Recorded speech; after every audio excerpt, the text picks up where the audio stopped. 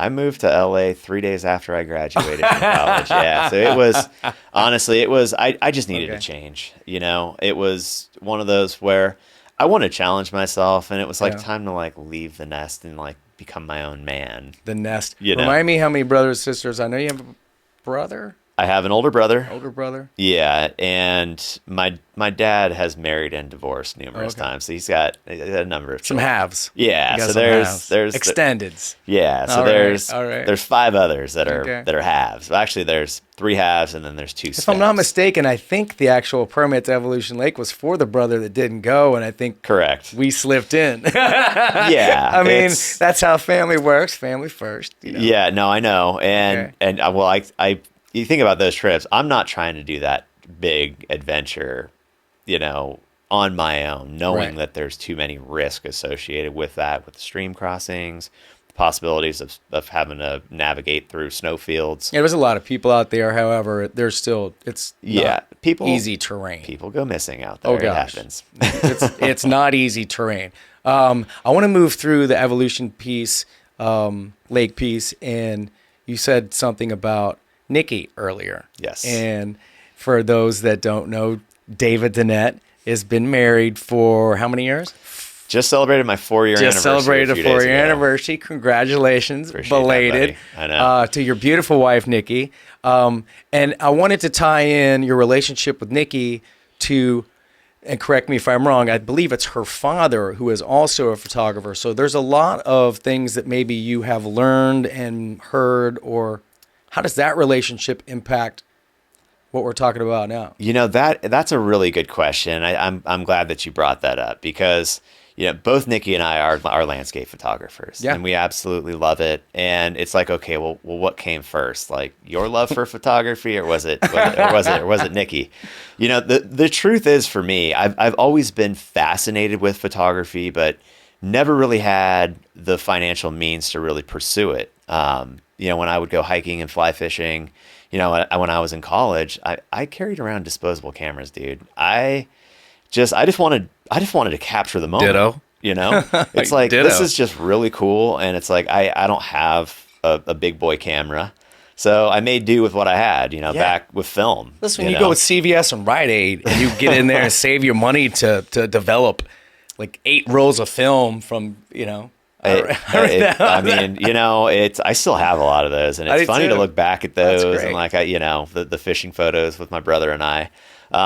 So he was a big adventure guy too. Did you get that from you mentioned your dad, or did you get from a parent, or just? No, it was something that I think, my brother and I it started really with fishing. We loved fishing. Yeah, you do like. And then in order to get to some of these like really cool, unique fishing holes or streams, you got to hike and you got to camp.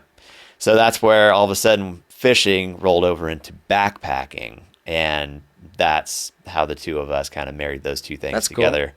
And I always bring the fishing rod with me when I go on these trips. Yeah. Even though I'm carrying that heavy camera equipment, doesn't matter. The fishing rod's always coming.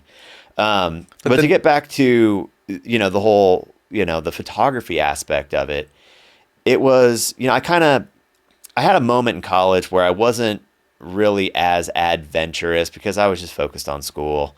Where I would go fishing here and there, but not nearly as frequently as I would, while I was in high school and stuff like that. Yeah. But when I met Nikki, I found out her dad was a renowned landscape photographer, and want to give him a shout out. And Dennis Freitas, and he is. Honestly, I look up to his work. I when I first saw his work and his approach, and he has a studio in his house, I was fascinated by it. And I was fascinated, but I thought it was something that was impossible for me to ever do. And Nikki, after, she wanted to follow in her dad's footsteps. She loved photography as well. That was her thing? Yeah. Well, fashion is her thing too. That's another creative outlet for her.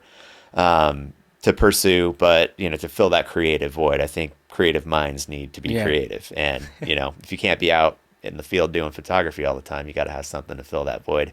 So for her, but of course, she went on these photography trips with her dad when she was a child, so she grew up in that photography mindset, And, you know, even though she hated it at the time, little did she know it would kind of pave the way for where she is today. Yeah. But I didn't pick up a camera really until a few years after and Nikki had already gotten really into it. I was just it was kind of her thing. I didn't want to step on her toes, and I was still intimidated by it. But I was going on all these trips with her and her dad, and I would just be sitting, watching, listening to technique and all these teachings. So when I decided one day, I was 2007, I think, 2008. I just decided I was going to buy a DSLR camera, and I'm gonna figure this out. Buy a camera. Yeah, and I did, and I from that point on, I just invested in myself, and you know, that's it. It was and I'm still investing in myself in terms of constantly learning new techniques, even if it's things I'll never use. I just need to know what's possible, because now as you learn more, you can actually take processing techniques and apply that in the field, knowing that you're going to process an image a certain way. You compose an image so that you can bring it back, knowing that you're going to make it because you're shooting raw, be able to create something special. Yeah. You like the post side of things as well. What's that? You really like the post side of the editing and the. Yeah, you know, that's a whole. That's where the creative process in photography really comes in. I try to be as true and authentic to what was really there as I possibly can. Because if you think about a place like Yosemite and you go to Tunnel View, it's beautiful, right? It's an icon. But you have 200 people standing right next to you with similar camera equipment, all taking the same image. What makes you stand out? It's what you can do with it when you get it home. You know, so that's where the artist side, you know, really comes in. And, you know, I think about Nikki's work and why we can really coexist, because we go on these adventures together, but we have different visions and stylistic approaches. If you look at the post-processing, mine is really focused on maintaining, you know, realism and being authentic to the scene, whereas Nikki puts her own twist on things, and it's really dreamy and beautiful. And she's not trying to demonstrate what she saw with her own eyes when she was there, but more or less the mood and vision she has for that location. A true artist, right? Do you guys feel like when you go on the adventures together, you're still in the process of learning from each other? Is that why you still collaborate? Or we do. So, you know, when we plan these trips, we plan them together, and we talk about, you know, the types of images we're looking to create. And we go to specific locations that will enable us to fulfill that vision, right? Yeah. But I still learn from her. She still learns from me, you know, in terms of... That was a loaded question, kind of, because sounded like, you know, obviously watching her and her father kind of was your tipping point, right? To where you made your choice to buy some gear and invest in yourself, which I love that. That was like, that, man, if I can say anything to anybody right now that's listening, take that advice from Mr. Dinette and invest in yourself. But at that moment in time is when you crossed over from just a mentor and an observer to kind of a partner and does she see value in you going through your learning curve and learning from you? And does it jeopardize your relationship? Like, does it get tough sometimes? You know what? It can.